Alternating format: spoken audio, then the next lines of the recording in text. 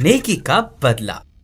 प्यारे बच्चों, एक रोज जाड़े के मौसम में सख्त बारिश हो रही थी और एक भूखी सैह सर्दी और पानी से बचने के लिए किसी जगह की तलाश में मारी मारी फिर रही थी।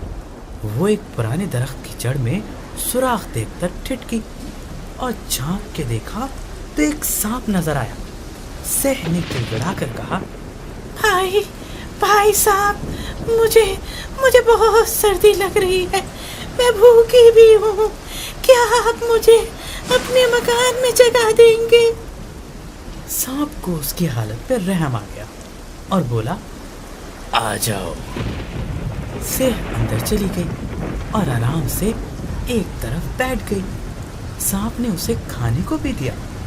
थोड़ी देर बाद जब सैह के जिस्म में गर्मी आ गई तो वो सांप के बिल में इधर उधर फिरने लगी। सैह के जिस्म पे कांटे होते हैं, वो कांटे सांप के बदन पे चुभे तो उसे बहुत तकलीफ हुई, मगर वो नरमी से कहने लगा, बहन,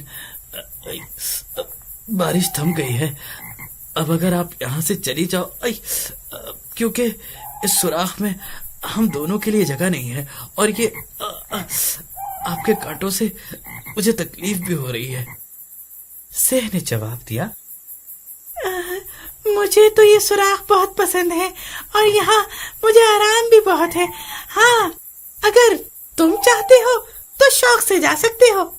सांप ने कहा, मुझे अफसोस है कि मैंने तुम्हें अंदर आने ही क्यों दिया। सैह ने जवाब दिया, ये तो तुम्हारी गलती है, तुम्हें चाहिए था मुझे बुलाने से पहले मेरे कांटों को तो देख लेते। सच है बच्चों, बेसोचे समझे काम करने से हमेशा तकलीफ होती है।